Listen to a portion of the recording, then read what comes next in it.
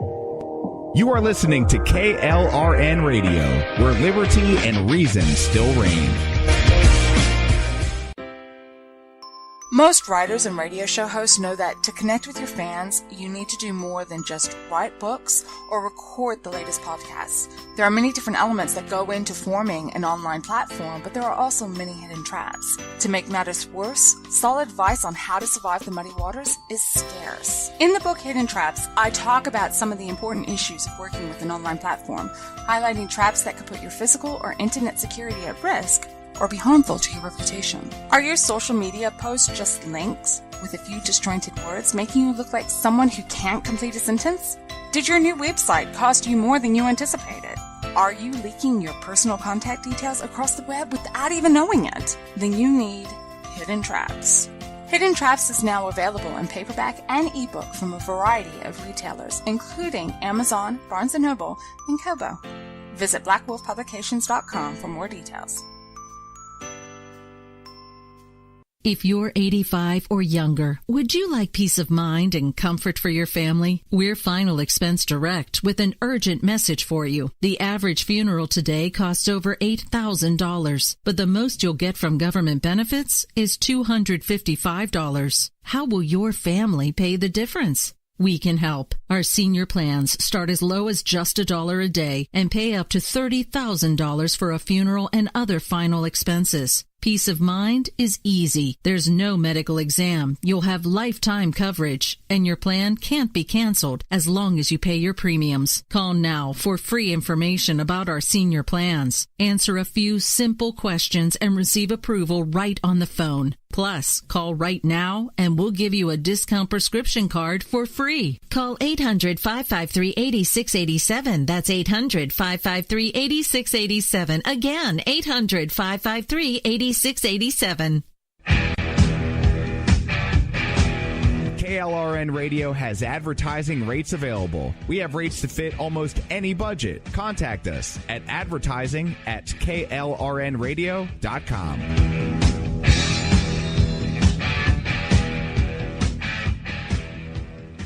Everyone loves liberty. Our rights come from God, not the government. So why are you letting other people tell you what's best for your health care? Exercise your freedom with Liberty Health Share. Liberty Health Share is a community of people who voluntarily share one another's medical costs. Liberty Health Share is founded on the idea that most people truly want to help one another. Healthcare sharing allows members to do just that as a true community that supports one another in times of need. Liberty believes people should make decisions for themselves and their families. Members are able to take back the freedom to make their own decisions about their health care. Freedom from guilt or doubt about how your money is used. You have the freedom to direct your health care, not to be dictated to by bureaucrats. Stop letting others tell you what to do and join a community of like-minded people. Exercise your freedom. Join Liberty Health Share and take back the control of your health care while helping those around you. Call Liberty at 855-58-LIBERTY. Again, that's 855-58-LIBERTY for more information, or you can check them out at libertyhealthshare.org. Again, that's libertyhealthshare.org.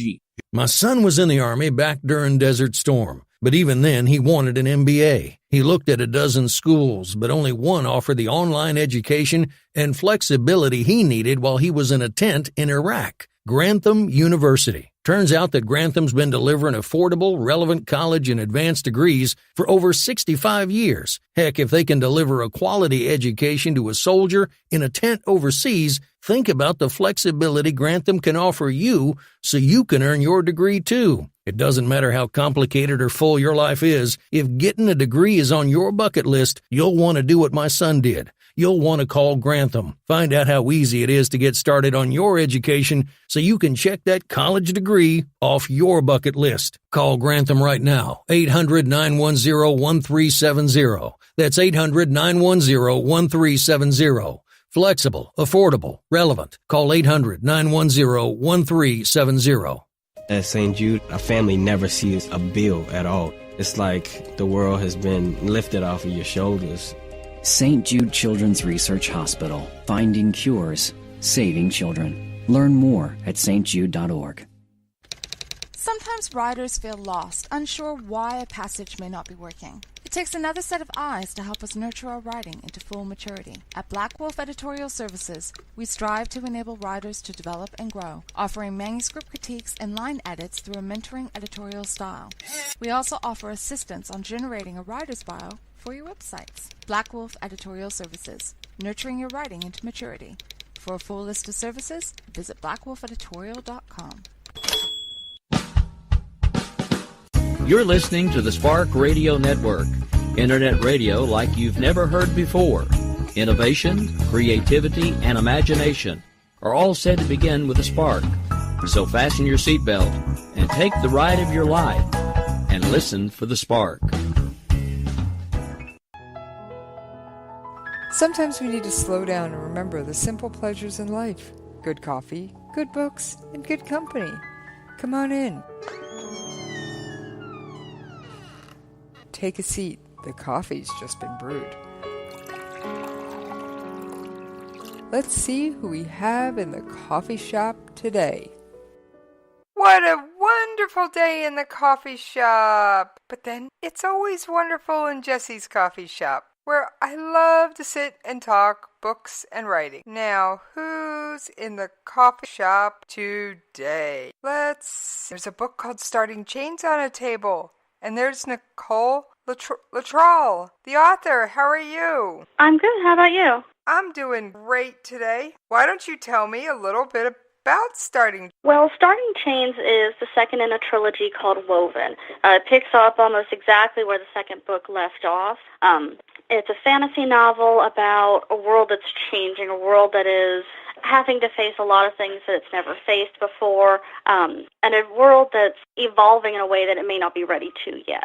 Okay, that sounds pretty interesting. Now, are we talking like evolving technology or evolving socially, economically, morally? Evolving socially. The main character in this book is Victor. He's the husband of Lenore, who is the first woman to ever be named as heir to her kingdom. She's getting ready to inherit. She's learning about the kingdom that she's about to take over. The other main character is Sultana, her sister-in-law, who is also doing the same thing. Wow, that sounds like they're busy. Absolutely. Yeah, Sultana at least just got home with her new husband, Lenore's brother, and they're discovering that their people are not quite ready to have a reigning queen, and they're getting a lot of backlash from that. Okay, why, they're used to a reigning king? They are, yes, and almost every country in the known world is at this time. Wow, so there are no female monarchs in there. That sounds fascinating, because I was just actually watching a little documentary about the Queen of England and how young she was at her coronation. That whole story is actually fascinating. That's the end of the Tudor Wars. Really? I don't watch the Tudor Wars, but I tend to be more of a nonfiction person. Once in a while I'll jump around into fiction, but I'm a news junkie at heart, so I tend to do a lot of documentaries and a lot of crazy things that people go, why would you watch that? Actually, the Tudor Wars, most of what I know about that is from a series by Philippa Gregory.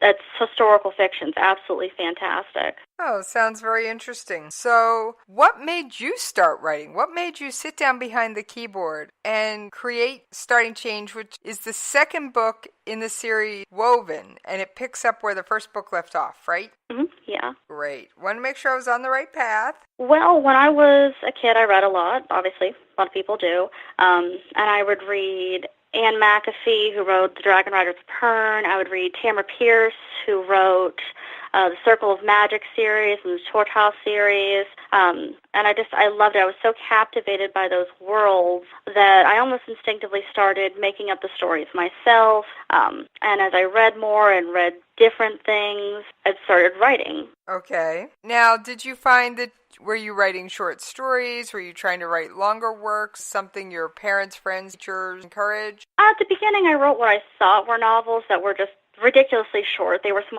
but I thought they were novels because I was 12.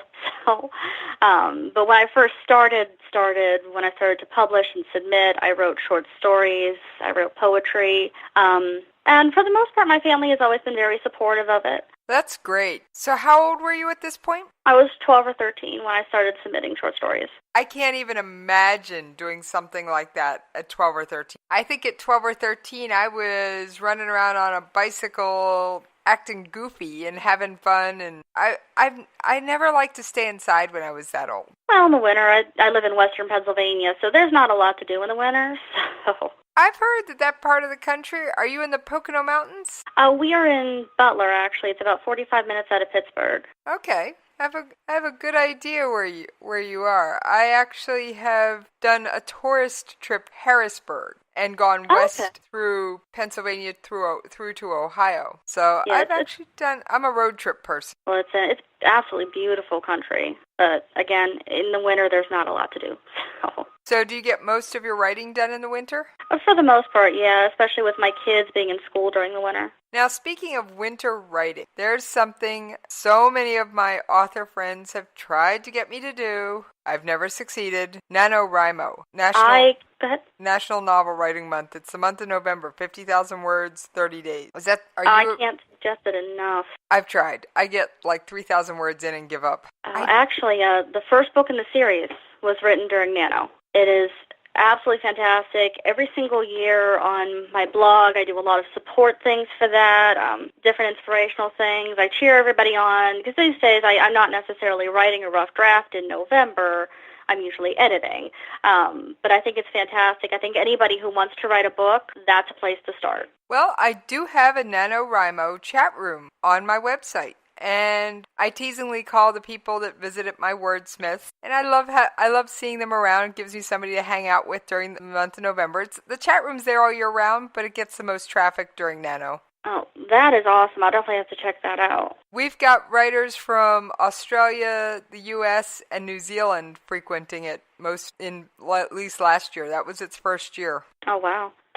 It's something fun to have around. I like seeing people hanging around the website. It gives my wordsmiths, it gives me a chance to possibly get the scoop on an author who's got another book coming out, even though they're working on something else during Nano. And two, it gives me a chance to find out more about this crazy craft called writing.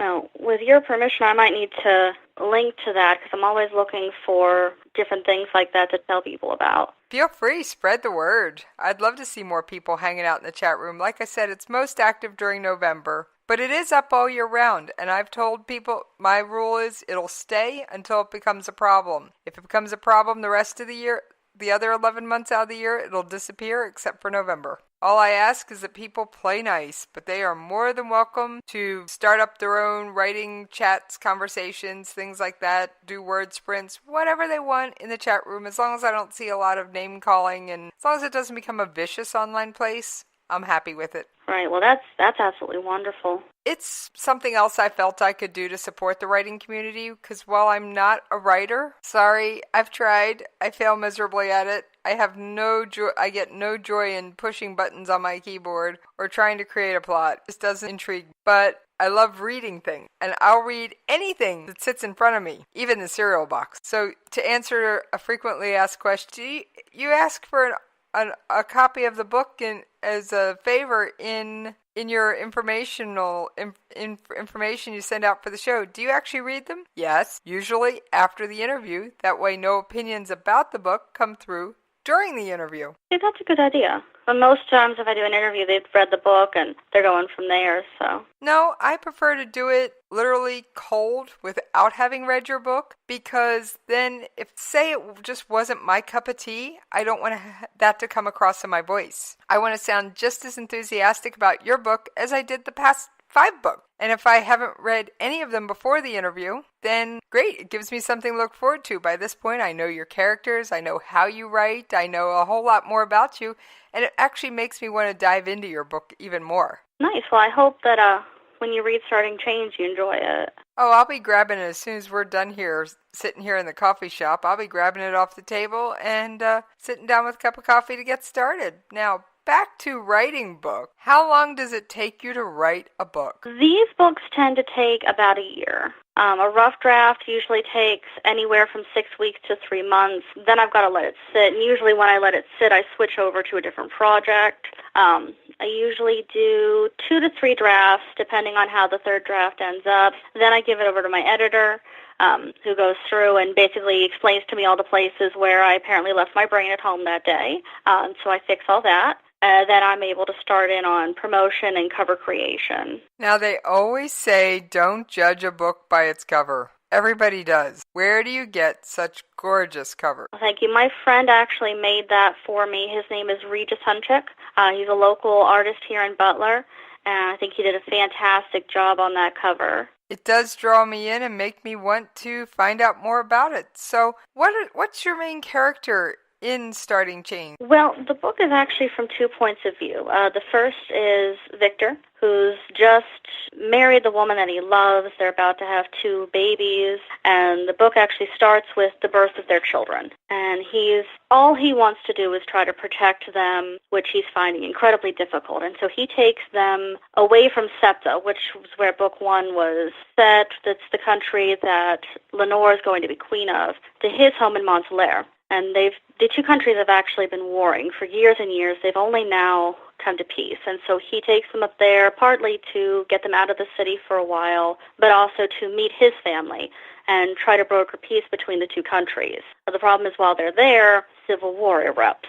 The other side of the story is Sultana, who is getting ready to inherit from her father. She's just gone home with her husband, Devin, who again was a main character from the first book. They're dealing with the fact that their people don't want her to be queen. They don't want Devin to be there at all because he is from SEPTA. And while their people are trying to grow accustomed to them and a woman taking on this role, an ancient enemy named Kusir begins a war with them by slaughtering an entire village along the border. Ouch! That doesn't sound like a fun way to try and get to know your neighbors. And it's an ancient, decades-long feud. So how do you research your fantasy world? Do you draw out a map? How do you research your world? Well, each of the countries are based on historical versions of countries in the real world. SEPTA is largely based on Italy. Montclair is largely based on Russia. And Callister and Castile are largely based on the Middle East. So I do a lot of research on the food there, the culture there, the clothing there, the different groups of people that live there, everything like that. Okay. I always love it when writers put real research into their book. Well, it's always easier than making it up. And I think it makes the books more interesting and more enjoyable because it gives me something to look forward to and try. I like to sometimes with certain books try and puzzle through where does the facts end and the fiction begins. Now, not all books lend themselves to this, but I do like to. I can usually tell when a book has been very well researched or when there is truth in a book. But I mean, if you do something that makes no sense, either backed up by plot or backed up by something in your manuscript, like have a horse travel 80 miles in one day, that horse had better be magical. Absolutely, yeah. And I think that's something a lot of fantasy authors forget, is it might be fantasy, but if you're going to use real-world elements, you need to either back it up with fact or have an explanation as to why you haven't. I think that actually applies to all genres, because I read, and I'm not going to name what book, but it was a traditionally published book, mainstream author, bestseller in fact, but he used a real-world city, but he got all his facts wrong. He'd named 2 streets as an intersection in his book. You look at the map of the city that he's talking about, those 2 streets were parallel, they never intersect. And it's things like that that will make me put down your book and go, I never want to read you again. Right. Well, if you're going to use real-world things, you have to get them right. And like you said, even if you're doing fantasy, you still have, if there's any part of real world in there, you keep it at least backed up by some I think every reader can suspend disbelief, but only to a point. There's a point at which we're going to go, no, you've pushed this envelope too far. I can no longer suspend disbelief. I just have to walk away from this. And as much as I love books, there are times I've had to walk away from what may have been a good story, but I just couldn't maintain that suspension of disbelief any longer because the writer had pushed that envelope to a point where I wasn't buying it. And you can only ask a reader's imagination to go with you so far without giving them something to work with. Exactly. I mean, a non-magical horse doing an all-out gallop for 80 miles in one day is not what I would classify as realistic. And yes, for those of you listening, yes, I have ridden horses. I know a little bit about them. I never claim to be an expert. But you can only push certain things to a certain point, and after that, you better give me a why or a how. And I think that's something, like you said, a lot of authors miss. Now, are you a plotter or a pantser? Do you have this big, huge 30, 40-page outline with every little detail sketched out before you start? Are you the pantser? You got no idea what the name of, you might know the character's name, but you got no idea where this novel is going? Or do you at least have what I call the hybrid? You've got 3 or 4 good plot points. A has to happen, B has to happen, and C has to happen. But how you're getting from A to B and B to C, you got no clue. Well, actually, this is something that I've talked about pretty frequently. The Woven Trilogy, the first 3 books, are all one story. They're all knit together, and so there was an outline for the entire 3 books, and then an outline for each of the books alone. And it had to be airtight. I had to know what was happening in the last chapter of book 3 before I started the first chapter of book 1, or none of it was going to make sense. I needed to know where I was going. So this trilogy was very much plotted out step by step. Once I'm done with these 3 books, though, I'm going to branch the world out. And the next 2 books, I decided to go a different way. It's different characters, different part of the world, so I wanted to write it a little bit differently. I know what the end is. I know several key plot lines that I would like to have happen, but other than that, I started writing the rough draft just to see where it would take me, and that was very eye-opening. I think I wrote a lot of things that I might not have had I had an outline in place. So for this series, definitely was a strict outline, but I feel like I'm branching out now to more of a hybrid. I could never imagine just being a full pantser. I know Stephen King always says he is absolutely a pantser, and I love his work until I get to the ending, almost every time, with one exception being The Green Mile. And I feel like this is a complaint a lot of authors have had, or a lot of readers have had about him, and I can see exactly why, because he starts writing and has no idea where it's going to end, which doesn't mean I don't love his work, but still. I love The Green Mile myself. In fact, it is on my bookshelf or on my Kindle. So it is. Like I said, I'm just so overwhelmed by the thought of even writing a novel. I let you guys handle that. I'll just talk about the books. He is exceptional. I don't know if you've ever gotten a chance to read his writing manual on writing, but it's fantastic. I read it in high school for the first time, and I think I've read it 7 times since then. Nope, but I might have to thumb through it. Like I said, if it lands in front of me, I'll probably read it, because I'll read anything that sits there for more than a minute or two. Even the cereal box. They put words on it. They must want me to read it. Now, have your characters ever, you're writing and you're trying to get your characters to do something, and do the characters ever go, no, I'm not going to do that, or that isn't what I would do? Do you ever run into those problems, especially staying so close to an outline? I feel like that's a lot of what I end up editing out in the second draft. That a character has done something out of character, or a character needed to do something out of character to move the plot along, but as I read it through, I realize that this is not appropriate for this character, this doesn't make any sense, it throws someone out of the story. So yeah, I've actually seen it go both ways. Okay, well, speaking of editing, they say editing is slaying your darling. What's the one character, scene, subplot that you had to take out a starting chain? Absolutely hurt to take out. There was, in the first book, you meet a single mother named Emily. And in the second book, I had originally wanted to do a story arc where Emily wants to give her son her family name, and the patriarch of her family doesn't allow her to do that. And in the end, Lenore steps in and gives her own name to give on to her son, and it just didn't fit with the rest of the book. It just didn't flow, and so I had to cut it. And it hurt because it was a great little story. I loved the moral behind it, but it was just jarring and taking away from the rest of the story. But if anyone who reads it know that happened in the background, I just didn't get to talk about it, and that's how I make peace with that. Well, I think that's great. Now, please tell me you didn't delete those precious words. No, you save everything, just in case maybe I'll do a standalone short story and just put it up on my blog or something like that. That is actually advice one writer or author gave on the air. Take your outtakes, turn them into short stories, and use them to draw people to sign up for your newsletter or draw people to your blog. Mm-hmm. And it gives an outlet so I don't feel like that whole storyline died. Even if I don't do it, if I tell myself I'm going to do it, I can cut it easier. Have you ever just had a really hard time cutting something even though you knew it had to go and brought you to tears? A couple lines, but nothing major, nothing story impacting, really. Okay. What is one thing about one of your main characters that you know because you created them, but that has never come up in your book? Probably never will. Favorite color, favorite flower, favorite food? That is a hard one. I would say, no, that one actually came up. Sultana in the second book. Then her culture, every noble man or woman has to wear white. They wear white constantly. They're not permitted to wear any other color. And she would very much like to be able to just wear whatever she wants to wear.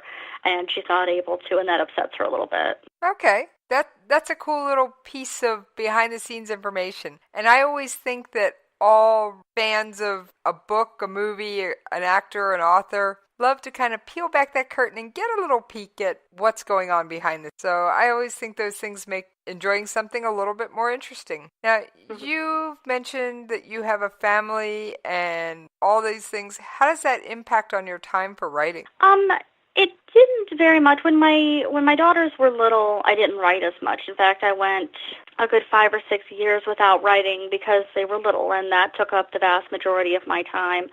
It's really only been in the last 3 years that they've gotten older. They've been going to school. They want to go do their own thing and play with their friends, that I've had time to get back into writing. And so I try to write in the morning before they get up and before I go to work, or if they're watching TV and I can just sit in the living room with them and write, and so I'm there if they want to talk to me or engage with me, but I'm also writing. That's great. And so you're not one of those writers in complete and perfect silence to practice your craft? I never would have survived. Hey, it takes all kinds. I've bumped into writers that, no, it has to be quiet or I just can't do it. I've bumped into writers, I could write in a nightclub. So I always ask what seems like a bunch of mundane questions. You never know what you're going to find out. Mm-hmm. Now, what is something that you put in your books, you can't take it out, but not that you want to take it out, but it's just like, my life might be easier without that plot line?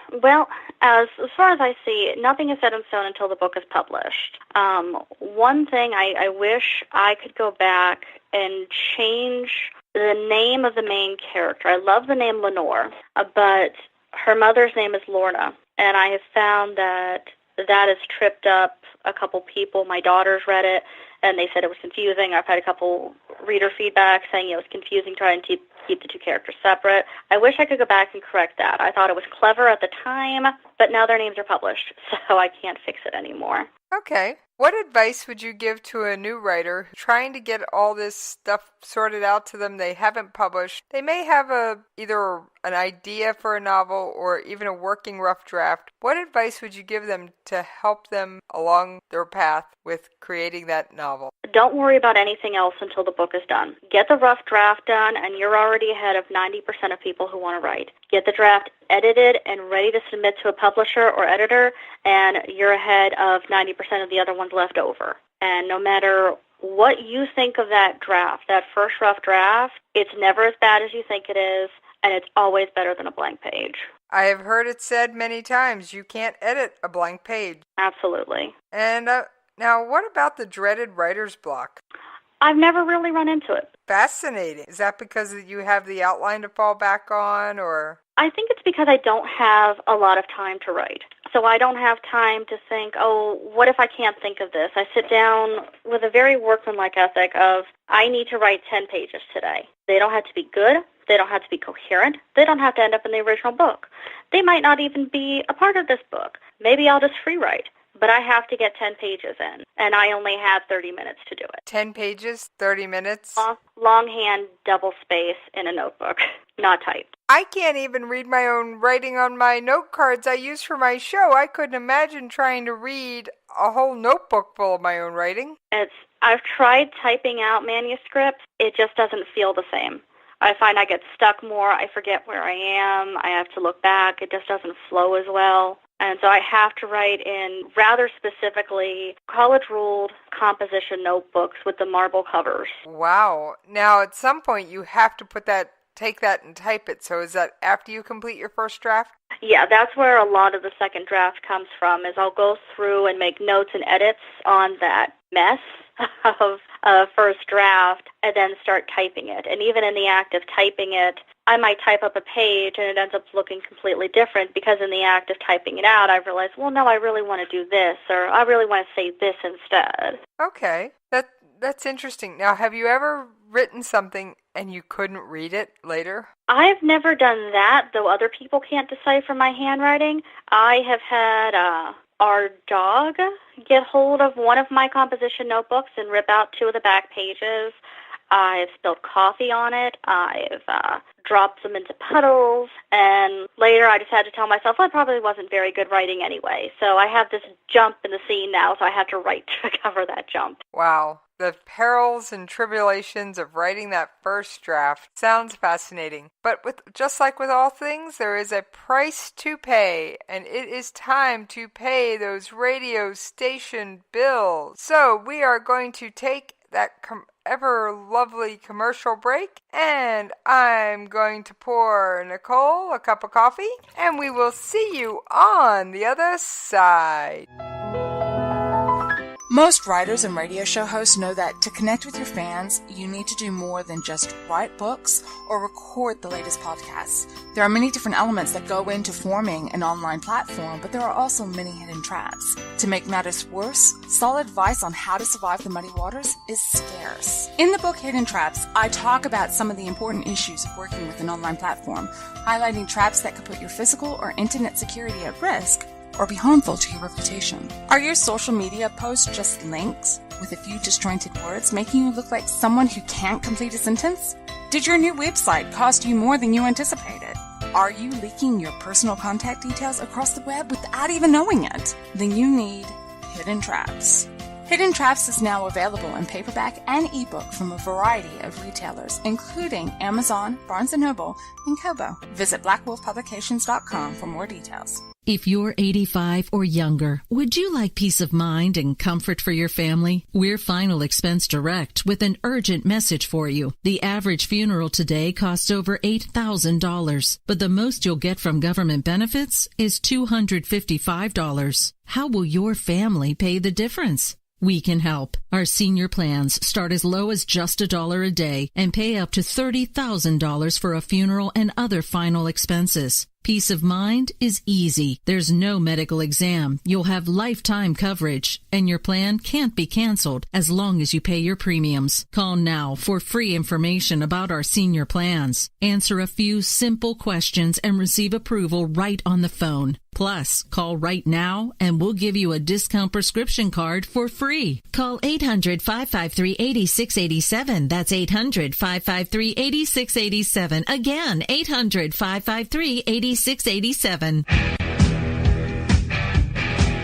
KLRN Radio has advertising rates available. We have rates to fit almost any budget. Contact us at advertising@klrnradio.com.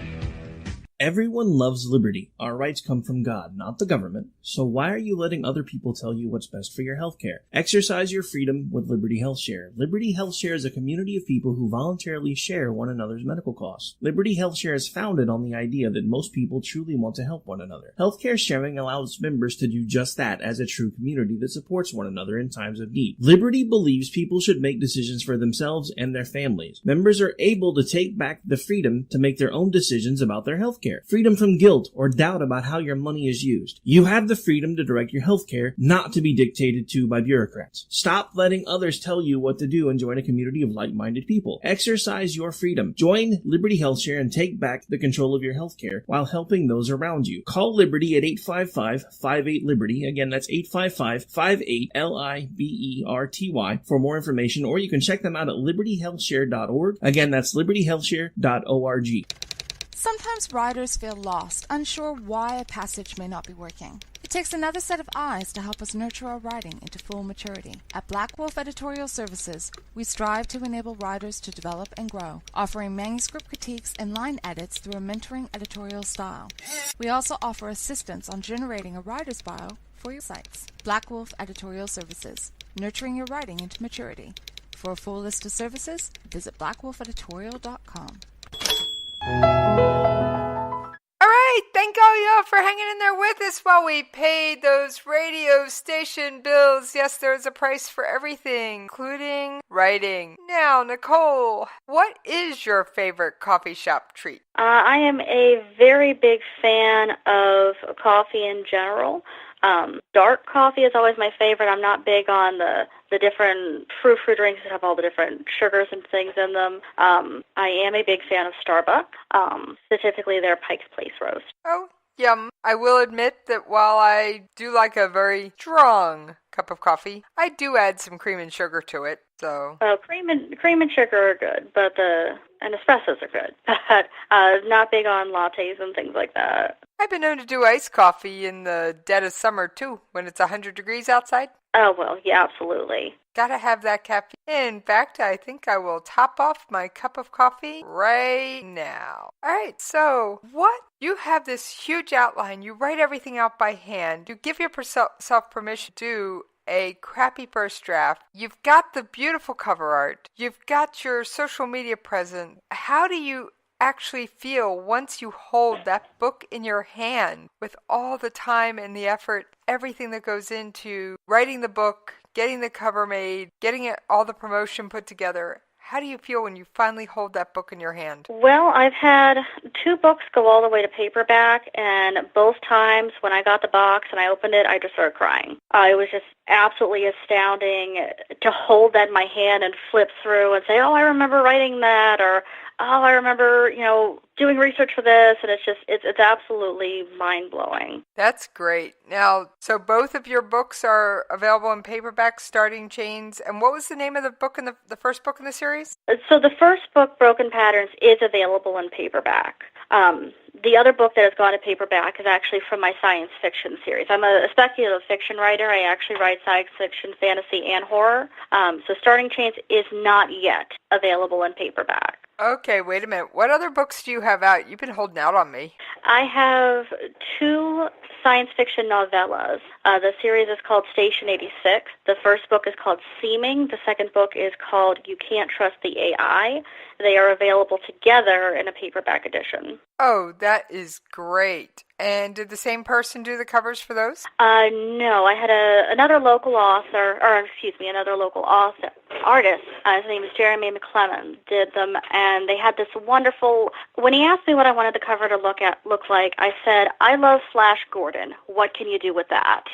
And he hit it spot on. Wow, that's great. I mean, I've known some authors, they'll get inspirational art or various other little bits of things to have around. But I feel that an author has to, A, love their cover, and B, be exceptionally proud of it. Well, I like the cover for Starting Chains a lot. I think it turned out really well, but I love the artwork for Station 86. It has that very old school science fiction kind of look to it. So do you have any problems switching between science fiction and the fantasy world for Starting Chains? Sometimes I find that when it comes to dialogue, sometimes I have to stop and remember, wait, this character should talk more like we're talking, or this character would not know that slang. Mostly with dialogue, I find that sometimes could be difficult. So I try not to work on both series at the same time. And what's the name of the other series, and how many books are... You said it's got 2 novellas? Yes, 2 novellas. It's called Station 86. Oh, that sounds so interesting. I may have to go sniff that out later. Well, if you end up reading the first two and you enjoy them, Station 86 I handle differently than Woven. I will publish them episodically on my website first, and the third Station 86 book is actually starting in November. November? Mm-hmm. Ooh. November 29th. Oh, end of November. Darn. And I didn't want to interrupt anybody doing Nano. That makes sense. So do you already have it written? I am working on the third draft right now. Now, since we've discussed so much writing craft and things, do you use Microsoft Word or do you Scrivener or what software do you use? I'm actually glad you asked that because I always like to give a shout out to this company. I use a piece of software called OpenOffice. It is completely free. Every single update is free. The whole thing is fantastic. It's comparable to Word. You can modify things and transition them into Word if you need to. And every single one of my books has been written on OpenOffice. Hey, I found with writers, you're kind of your own breed and everybody has their own little things. Some people like Word, some people like OpenOffice, some people swear by Scrivener, other people swear by good old-fashioned handwriting, and one of my authors actually told me they turned in a handwritten manuscript to an editor. See, that surprises me. Everything I've heard from editors would say they would have not looked at that, so... It was off air, and it was a well-established author. Oh, okay. They can get away with murder. Yeah, that's a whole different situation. In fact, that's their genre, murder mysteries. So, with your fantasy world in Starting Chains, do you have a map? Do you know where all these cities and places and everything are? And do you make that available to your readers? I have not yet made it available because right now it's just very scratchy and for my own reference. I am looking into asking someone else to create a map for me. I am not very good with that type of thing. And before I would put it out, I'd want to make sure that it's up to appropriate standards because the standards there are very high. But you do have a map for your own reference. You know how far apart the cities are and where this is and where that is and where the mountains are and the valleys and the rivers and all that fun stuff. Yeah. Do you reference that a lot during your writing? Not in the writing itself, more to make sure that I'm staying on task and remaining realistic. So if someone is going from Callister to SEPTA, how many days is that going to take? You know, when are they going to show up if they're traveling and someone from Montelaire is coming at the same time? Who's going to get there first? So it's more for personal reference, not so much that it feeds into the story. Well, I've always heard it said that writing is like an iceberg. The reader only gets to see the top 10%, but the writer has to know the whole iceberg and every intimate detail. Absolutely, yeah. So you also mentioned your blog. Now, what is the one tip you give writers that you think most of them don't take? To not stress as much. I feel like a lot of writers are so focused on the end goal and getting readers and getting people to subscribe to them on Twitter and things like that, and so much of that just doesn't matter. And trying to say that to someone whose book isn't out or who's struggling to gain a presence, I'm still struggling to gain a presence online, they'll hear that and say, yeah, right. But is that online presence important in today's publishing industry? An online presence is incredibly important. You can't make this happen without that. But there's a difference between someone who likes a tweet and someone who reads the book. And you've got to remember that if 1,000 people follow you on Twitter, maybe 10 of those people are going to read your book. Now, you just mentioned that you put your work out there on your website episodically first. Does that take away any of the specialness of the person that waits for the book or the way you feel about your writing when you finally do put it in book form? Well, when I do Station 86, the vast majority of the story is on the website. But there's always an extra chapter. I don't give away the ending until the book, that would be mean. But for instance, in the first book, Seeming, you had the whole storyline, everything happened, and then there was a chapter about what was happening to a related character that gave more information, more understanding, and insight into the story arc of the whole series. So there's always at least that one extra chapter in there that people that read it on the website did not get. Okay, so you do save something for your book-only fans. Yeah. But you still keep it so that your website fans who just read your work online can still follow the story. Exactly. Yeah, I never want to be in a situation where I gave almost the whole story, and then to find out the ending, you have to read the book. That seems disingenuous. I think that would actually make more of your followers mad at you rather than happy with you. Well, there's that too, yeah. Now, is there any online tips that you think that a new writer starting out should have for social media presence other than the fact of, 1,000 people follow you on Twitter, that's great, only 10 are going to buy your book? Is there any other... Because I'm always seeing these hashtags, M writing, M reading, hashtag writing. Is there anything, I'm always seeing things like, there's a ton of hashtags relating to writing out there. Learn to use those hashtags, absolutely. But keep in mind that those hashtags, the M writing, I use M writing and M editing very often. I will also use hashtag fantasy, hashtag sci-fi, hashtag horror, hashtag indie author. But you've got to think about who's going to search for those.